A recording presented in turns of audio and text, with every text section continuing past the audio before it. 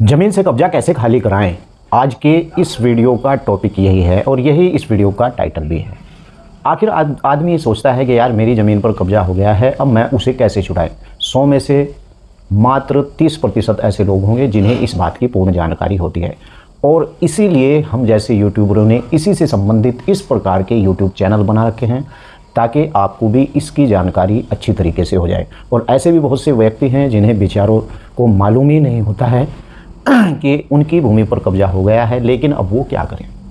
तो चलिए आज के इसी टॉपिक पर जानते हैं कि अगर आपकी भी भूमि पर इस प्रकार से कब्जा हो जाता है तो आप उस कब्जे से निपटने के लिए पहले आपको क्या करना होगा और कैसे आप उस कब्जे से यानी उस व्यक्ति से अपना पीछा छुड़ा सकते हैं। अगर चैनल पर पहली बार आए हैं तो चैनल को सब्सक्राइब जरूर कर लें और हाँ, वीडियो को लाइक करना बिल्कुल ना भूलें। जितना भी आप वीडियो को लाइक करेंगे तो उतना ही मुझे पता चलेगा कि आप मेरी वीडियो से रिस्पांस ले रहे हैं। तो आपसे गुजारिश है कि आप इस वीडियो को लाइक जरूर कर दें। तो चलिए विस्तार से शुरू करते हैं। बिना कोर्ट ने प्रॉपर्टी पर अवैध कब्जे से संबंधित एक मामले में महत्वपूर्ण यानी कि फैसला सुनाया है, जिसमें बताया गया है कि आप अपनी प्रॉपर्टी से कब्जाधारी को बिना अदालत जाए या अदालत की मदद से कैसे उसे हटा सकते हैं। पूनाराम बनाम मोतीराम के मामले में ये फैसला आया था 2024 में और उसमें कहा गया था कि आप अपने कब्जेदार को आपकी भूमि पर अगर कोई व्यक्ति कब्जा कर रहा है तो उससे आप कैसे छुटकारा पाया जा सकता है। स्पष्ट क्या था उस फैसले में कि कोई भी व्यक्ति अपनी यानी किसी अन्य की संपत्ति पर गैर कानूनी तरीके से कब्जा नहीं कर सकता है। यदि कोई किसी की प्रॉपर्टी पर कब्जा कर लेता है तो पीड़ित पक्ष समय यानी कानूनी प्रावधान के अनुसार ही या फिर शासकीय सहयोग से या फिर न्यायिक हस्तक्षेप करके उससे वहां से हटा सकता है अपनी प्रॉपर्टी के ऊपर से। और हालांकि यह आवश्यक है कि आप उस प्रॉपर्टी के वैध मालिक हों और उसके टाइटल आपके नाम पर हो। मान लीजिए कि ऐसा नहीं कि आपके नाम पर ना तो उसका टाइटल है, ना तो वो ज़मीन आपके नाम पर है और ना ही आप उस प्रॉपर्टी के मालिक हैं और फिर आप जाकर कहते हैं कि इसका कब्जा मुझे हटाना है, ये ज़मीन मेरी है। ऐसे नहीं चलेगा। बशर्ता आपके नाम वो प्रॉपर्टी होनी चाहिए। आपका उसकी खतौनी में या रजिस्ट्री या फिर सेल डीड या किसी भी प्रकार के अगर आप उस ज़मीन के टाइटलधारी हैं यानी मालिक हैं और आपका नाम दस्तावेजों में है तो आप उस कब्जाधारी को वहां से अपनी भूमि के ऊपर से हटा सकते हैं। मैं आपको बता दूं कि पूनाराम बनाम मोतीराम यानी पूनाराम मोतीराम के मामले में सुप्रीम कोर्ट ने यानी स्पष्ट किया था कि यदि आपके पास प्रॉपर्टी का टाइटलधारी यानी कि प्रॉपर्टी ऑफ द टाइटल है तो आप 12 साल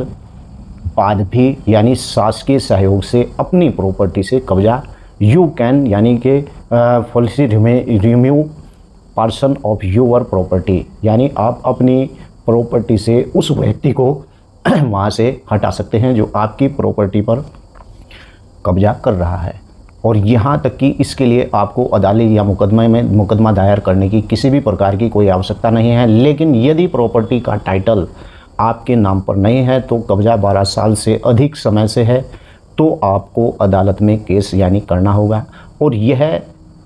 इस तरह से मामले के लिए स्पेसिफिक रिलीफ एक्ट 1963 यानी कि 1963 का स्पेसिफिक रिलीफ एक्ट बनाया गया है जो प्रॉपर्टी से अवैध कब्जा हटाने के लिए स्पेसिफिक रिलीफ एक्ट का प्रयोग धारा 5 के अंतर्गत यानी कि उसके अनुसार ही धारा 5 के अनुसार उसके प्रावधानों में किया गया है कि हालांकि प्रॉपर्टी यानी प्रॉपर्टी से में जो डिस्प्यूट है उसके मामले में पहले स्टे यानी प्राप्त करना चाहिए। यदि कब्जा करने वाला व्यक्ति उस प्रॉपर्टी पर कोई निर्माण न कर सके तो ऐसे में उसे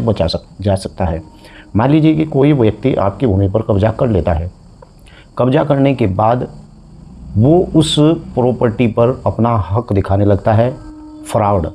और वो व्यक्ति यानी कि आपको धमकाता भी है, वास्तव में आप उस भूमि के मालिक हैं। तो सबसे पहला कदम आपको इसी प्रकार से उठाना चाहिए कि आपको सबसे पहले उस प्रॉपर्टी के ऊपर स्टे लाना चाहिए न्यायालय से। और स्पेसिफिक रिलीफ एक्ट की धारा 5 क्या है, चलिए मैं ये भी आपको बता देता हूँ। अगर आपकी भूमि पर कोई कब्जा कर लेता है तो धारा 5 के अनुसार स्पेसिफिक रिलीफ एक्ट की धारा 5 के अनुसार यदि आपके पास प्रॉपर्टी का टाइटल है, किसी ने उस पर अवैध रूप से कब्जा कर लिया है तो आप उसे खाली कराने के लिए सिविल प्रक्रिया संहिता यानी CPC के तहत अदालत में मुकदमा भी दायर कर सकते हैं उस व्यक्ति के खिलाफ जिस व्यक्ति ने आपकी भूमि पर इस प्रकार से कब्जा यानी कर लिया हो। और मैं आपको बता दूं कि ज़मीन पर अवैध कब्जे का पूरा मामला, यह मामला राजस्थान के बाड़मेर का था जिस पर सुप्रीम कोर्ट के द्वारा पूनाराम बनाम मोतीराम से जुड़ा हुआ, जिसमें इस प्रकार का फैसला आया, जिसे 1966 में एक जमींदार ने, इसके बारे में भी थोड़ा बता देता हूं कि ये मामला ऐसे चला था और ऐसे चलने के बाद सुप्रीम कोर्ट ने इस पर इस प्रकार का फैसला सुनाया और फैसला सुनाने के बाद ये पूरे भारत में इसी प्रकार से उसी फैसले के ऊपर यानी कब्जा कानून के एक अनुसार ही इस प्रकार से जो भी सुप्रीम कोर्ट से फैसले आते हैं तो वो मान्य होते हैं हर एक इस प्रकार के मामले में जो कब्जा ज़मीन से कब्जे के संबंधित होता है। ज़मीन खरीदी थी एक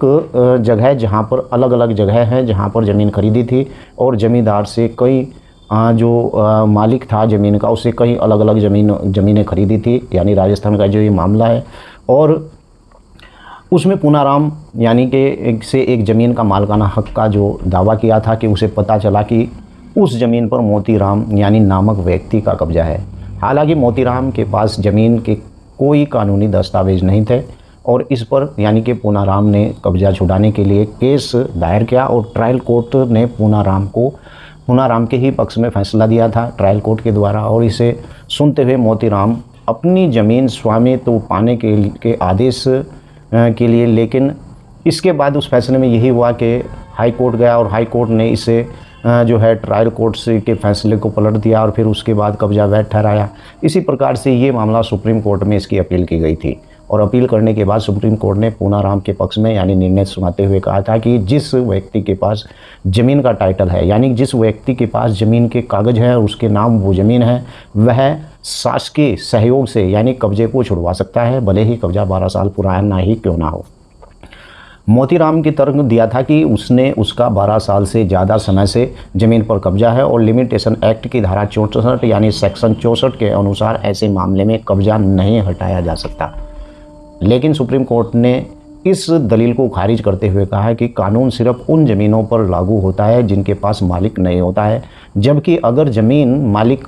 मौजूद है तो जिसका जो टाइटलधारी है 12 वर्ष के बाद भी कब्जा हटाया जा सकता है। अब एक लोगों के अंदर इस प्रकार की एक हॉबी है कि अगर 12 साल से आपने उस भूमि पर कब्जा कर लिया है और कब्जेदार को इस बात की जानकारी है और कब्जेदार वहाँ से आपको नहीं हटाता है तो उस ज़मीन का आप दावा पेश कर दोगे, वो ज़मीन आपकी हो जाएगी 12 साल के बाद, जिसका कब्जा वही मालिक। लेकिन अब पूनाराम बनाम मोतीराम के मामले में ये फैसला आया सुप्रीम कोर्ट से कि अगर टाइटलधारी आप हैं, भले ही 12 साल क्या 36 साल भी हो गए और आप उस ज़मीन के टाइटलधारी हैं, तो सास की मदद से आप उस कब्जे को हटवा सकते हैं, लेकिन आप उस ज़मीन के असल मालिक होने चाहिए। 12 साल तक जिसकी ज़मीन पर कब्जा, वो बाद में वो मामला ऐसा है कि मान लीजिए कि कोई व्यक्ति 12 साल से वहाँ नहीं रह रहा है और कोई व्यक्ति उसकी भूमि पर इस प्रकार से कब्जा कर लेता है, 12 साल गुजर जाते हैं, उसे नहीं पता होता है, तो ऐसे मामले में जब उसे पता होता है तो वो बाहर से जब आता है तो वो अपनी भूमि का कब्जा यानी छुड़वा सकता है। अगर